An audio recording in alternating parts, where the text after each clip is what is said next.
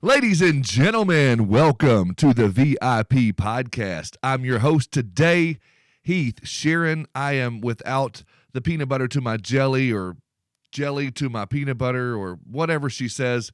I'm without my bestie, but that's okay because I've got some really special content coming for you today. I've got an episode recorded live from Indie Tech on the showcase floor of Indie Tech's showcase experience. We had great weather, we had great people, we had a great time, and I was able to record some great content for you, the VIP. Thank you so much. Make sure you hit the like and subscribe. Give me some comments, some 5-star reviews, whatever it is. I want it. I love hearing from you guys. This episode today is my man, Davie Holt, and Davie Holt does Davie Holt things and brings us fire and great content like he does all the time. Guys, sit back, relax, and check out this episode. Let's go.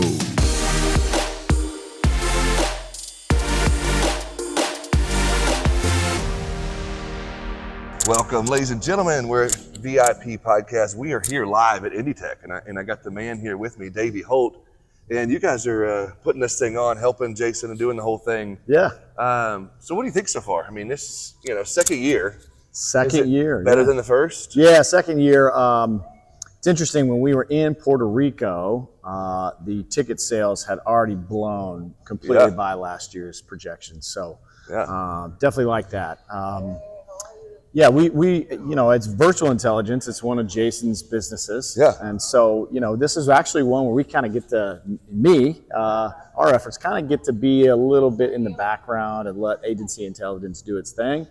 But I love it. I've always loved, even before I started working with Jason, the mission here, which is a conference specifically focused on the independent agent model and technology related to that, as opposed to, the InsurTechs, conferences that are just too big and too tough for independent agents to really get some learning out of.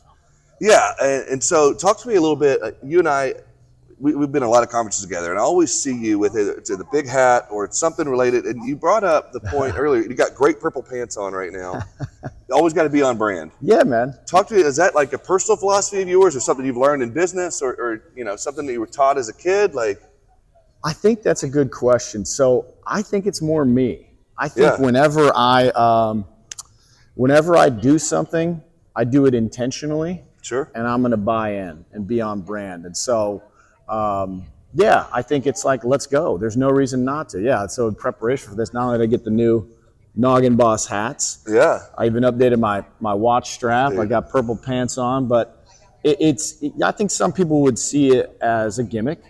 And it probably is a little to a degree, but it's also like, this is how I show up. I want to be authentic, and I want to be fun and lighthearted and authentic, and just be myself, because I do have fun, right? Like I enjoy making people laugh, and I enjoy the joy they see when you're like, oh, okay, that guy doesn't mind wearing a big hat. It's like, if it's a conversation starter, make somebody else feel warm. You don't know what kind of insecurities people are walking in with. It makes them feel warm and comfortable. I'm a fan of it. Yeah, 100%.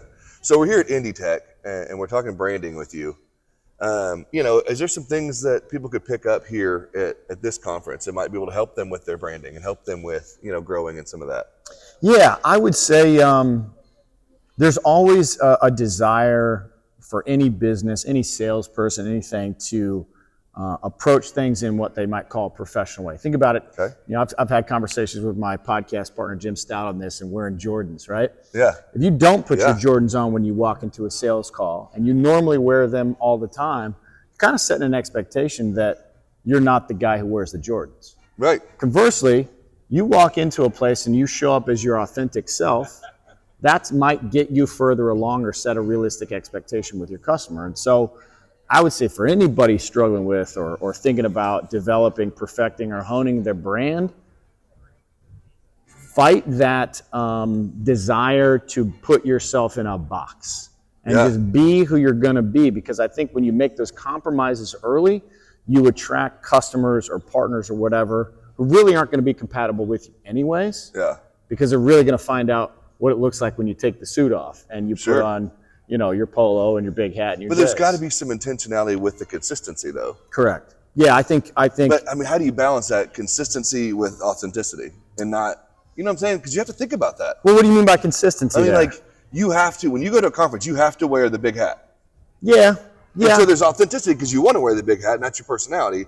But if you forget it, then it's like, where's the big hat? Well, okay. So let me address it that way. Because let me back up a second. Yeah. I used to wear the big, loud, conference jacket. Yeah. I remember those. Yeah, and I used to rock those a lot because it was genuinely my personality. Yeah. But I've lost a little bit of weight. Those jackets don't fit anymore. I walked in today. We got a wardrobe issue here. Right, that's a wardrobe issue. But I walked in yesterday and I had just a regular outfit on. I'd be like, "Where's the jacket?" First thing James Jenkins said to me was like, "Where's the conference jacket?" And so like, where's that line go? And like, do I bring the jackets back in a smaller size? Like I don't. Anyway, so back to the question I was asking you though. Yeah. Like back to consistency and authenticity. Well, I think first of all, using your example, you should wear the jackets if you want to wear the jackets. Right. And I think that's also the thing. So my initial thought on that consistency is, if this was just a gimmick, I would get tired of it. Sure. Right? Yeah. And it would be like a thing where, well, how do I remain consistent? I don't have to remain consistent. I am who I am. Yeah. Right?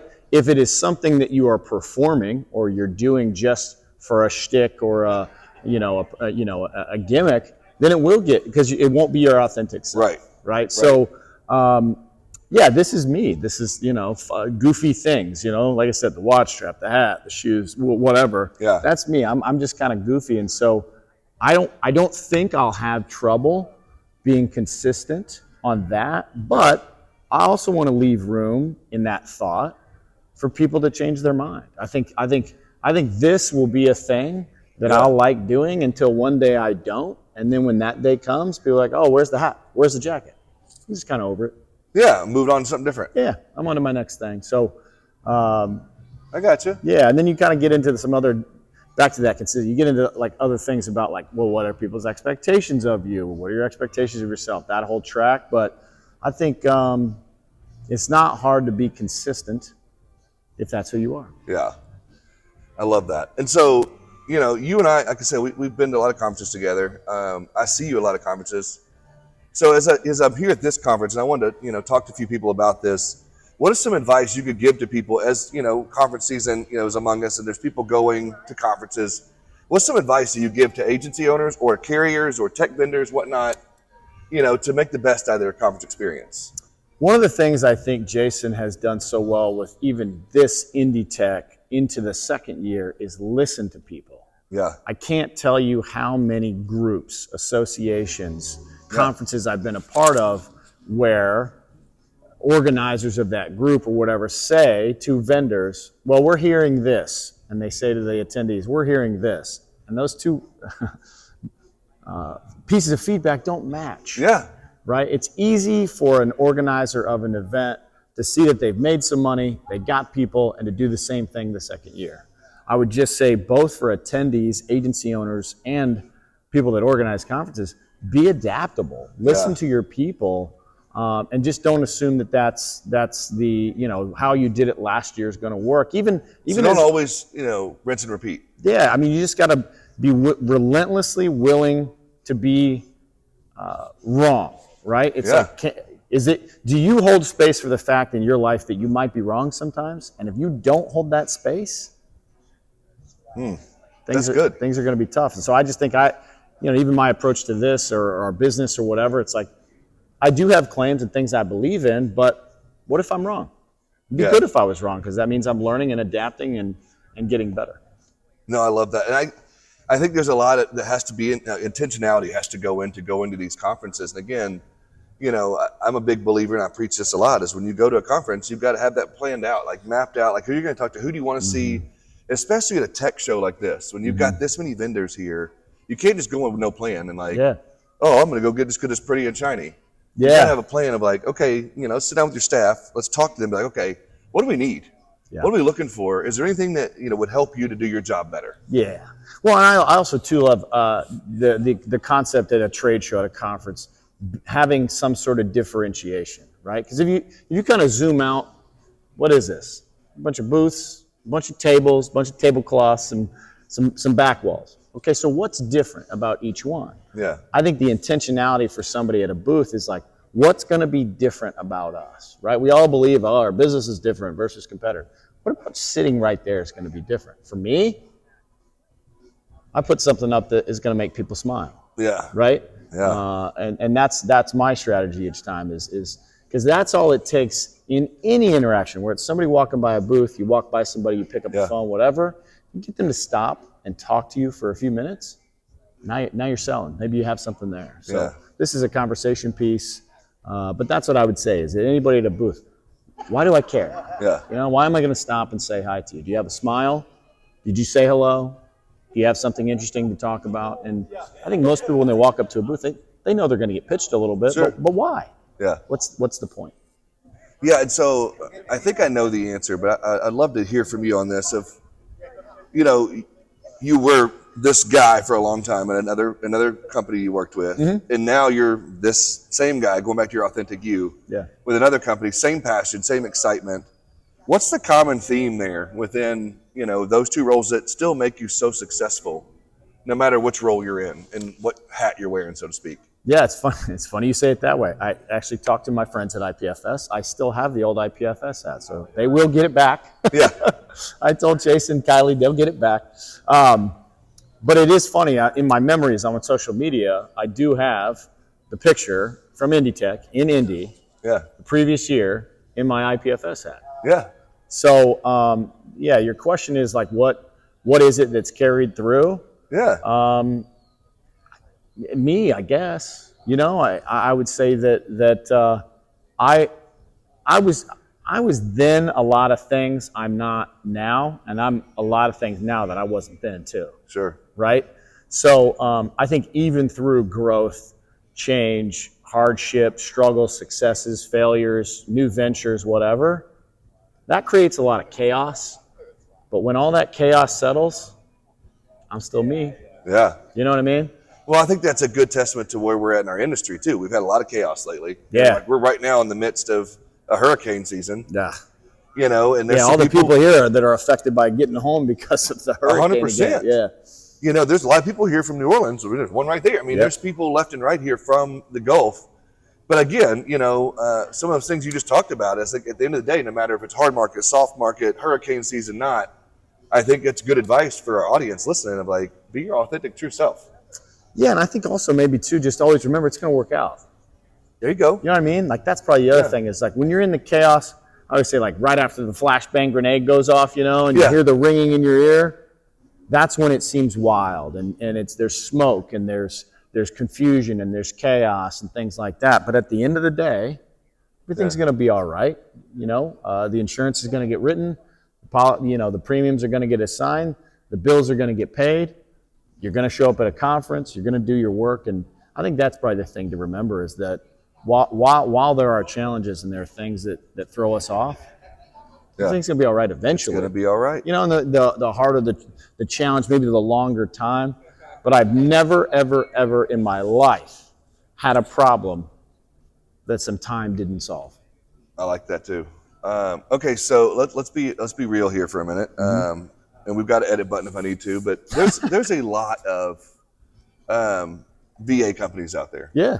There's a lot of them. And you decided to go where you went now in the VA world. Yep. I know a lot of that has to do with CAS and whatnot, but what makes virtual intelligence different than a wonderful company like CoverDesk or a great company like Sabotage or a great company like whoever it might be? Yeah. You can name 1,000 of them. But, you know, what makes you guys set apart, and how does that kind of tie into where we're at now with the tech and what you're doing there? Look, because I'm in this industry, it's easy for me sometimes to think that, you know, hey, we set ourselves apart because of this. But I'm reminded that at times in my past life in premium finance, there were a few good companies. Yeah. And then there were a lot of not so great companies. Right? Yeah. That did things like take advantage of customers, take advantage of employees, 100%. do things shady, you know, whatever. Well, guess what? The same thing in virtual employees and outsourced labor. So I think that when I first got here, I saw what Jason was doing differently, transparently, with a human touch, treating people, not only customers, but employees with respect and treating them like human beings as different, and that's what attracted me to it. But as I started to learn some of these other high-quality competitors that we appreciate, I realized that we weren't the only ones, and that's good for the industry. It is. But I will tell you, just like in premium finance or or insurance agents or bars and restaurants, in our business, there's still some terrible things happening. There's some misrepresentations about where these people live. Yeah. There's some misrepresentations about what they can or can't do in terms of licensed versus non-licensed work. And it makes the carriers nervous.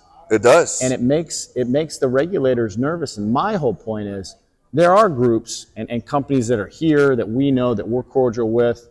We actually take the Marcus Sheridan approach.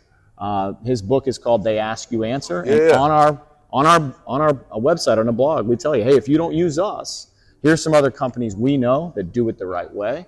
Because in doing that, we feel like we have an obligation to make the industry better and not just our business. And the only way to do that is let the people that are doing things the right way rise with us. I love that. And separate us from these companies that are just shell companies that are hiring people direct, or don't carry a cyber insurance policy, or don't have a legal entity in the other country, or misrepresent things. And so I just think that that old adage, look, there's some bad apples, just hopefully we can continue to battle and lock arms with some of our good competitors so that these bad apples don't spoil our party.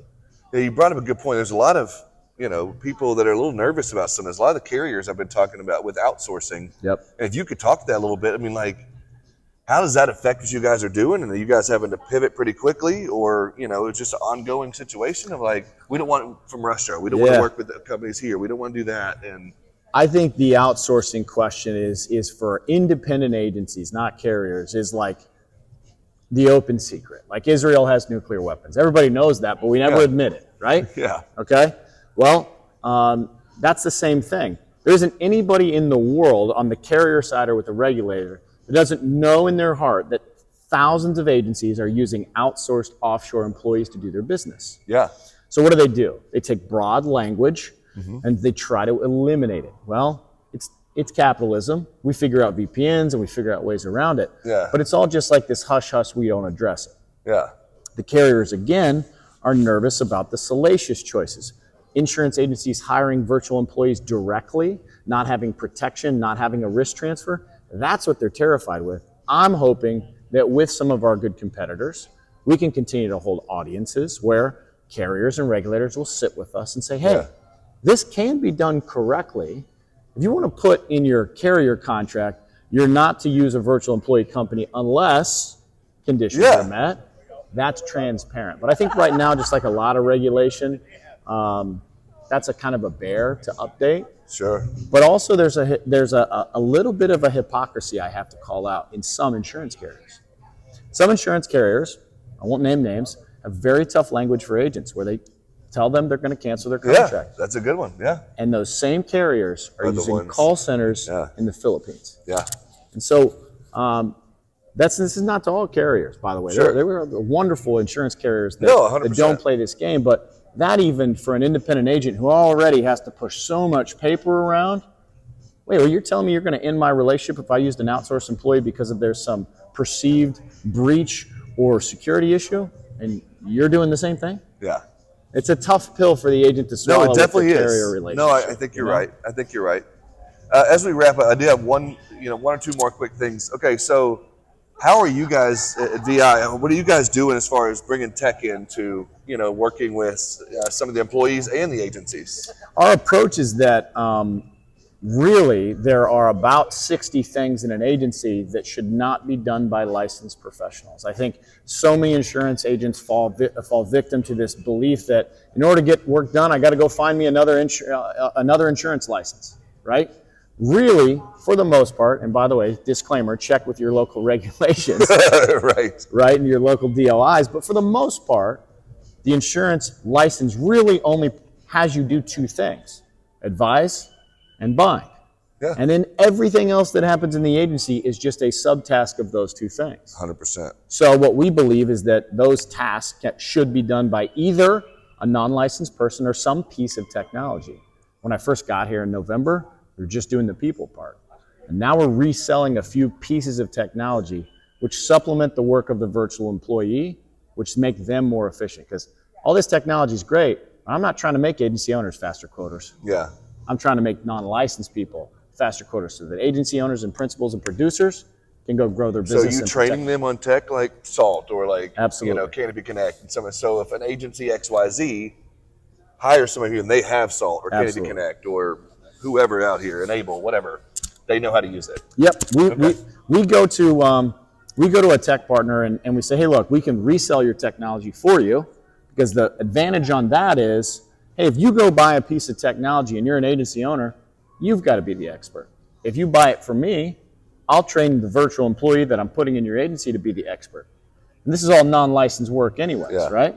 But then if that's not the case, if there's no fit for a partnership or a redistribution, that's okay. Yeah. We still want to work with these companies to get their training modules and learning environments, because the more that I can have access to technology that's being used in an agency and provide my virtual employee access to those training modules, guess what? That technology is going to stick in the agency. 100%. So the AMSs, of course, but all the companies, working with virtual employee companies to provide access to employees for training and enablement is really, truly not just some trick for the virtual employee companies. Yeah. It's good for the agencies to not have to churn through technology or buy technology that sit on the shelf underutilized. Yeah, Agency Zoom. You guys, train people on Agency Zoom. They come in. That's less likelihood they're going to be like, oh, now we're going to train them on this product or that product. Yeah. We might as well stick with Agency Zoom.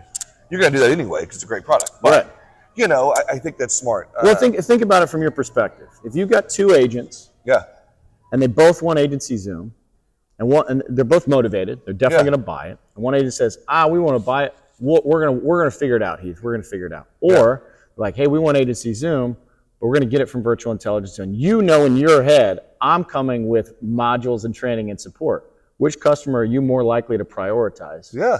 Right? It makes sense. Less work on you. Full disclosure, right? Full disclosure. So that's what we want to be. We want to be truly not just, look, we are in business to make a profit, 100%. but we want to continue the spirit Yeah. of what Jason Cass is doing here at this conference, which is, hey, we don't always have to just disagree and compete. Sometimes we can put our heads together and make things better for independent agents and the model of the independent insurance. I love that. I think that's awesome, and I appreciate it. So, is there anything, any way that could find, virtual intelligence? Like, the best way to do that is on LinkedIn or on website, or we're all over. Yeah, we're all over. I love LinkedIn. We have a LinkedIn page. We're on Instagram. We're on Facebook. I tell you, the Instagram one's been fun. Our team in Colombia regularly will post content That's cool. of our facility down there and things like that, and they do a really good job. We actually use the Instagram is really beneficial for us for recruiting too, but Instagram, Facebook, LinkedIn, we're all there. Just look up virtual intelligence. Virtualintel.com. From there, you can find out, all of the information on our blog. You can book a demo which reads my calendar, learn about us. We're just, we're just trying to be out there and honestly try to push us and some of our competitors to match us, because we think we do it right. We think we do it transparently, and we'd love for them to do it the same way. Love that. Thank you so much, man. I appreciate you hanging out. Appreciate you, man. Stopping by and visit with us a little bit. You bet. And we'll talk soon. You bet, man. Didn't I tell you? Davie Holt brings the thunder every single time, and I'm so glad I got to spend some time with him live at the Indie Tech Showcase Experience. Shout out to Jason and Mitch and the whole squad over there at Agency Intelligence, Virtual Intelligence. They did a fantastic job. Guys, if you're not subscribed to our YouTube channel, first of all, shame on you. You need to be subscribed to our channel so you don't miss any more of this content. We've got some more live stuff coming out. We've got some more podcasts, some more webinars. We're trying to put out the best stuff for you each and every week, and I hope that you're enjoying it. Please let us know by giving us a comment, putting some 5-star reviews out there. Make sure you subscribe anywhere you listen to podcasts. Sid and I love spending time with you. Again, don't worry, she'll be back next week. I missed her. I know you missed her. And I can't wait to see you guys on the next one. Chad, cue that bumper music.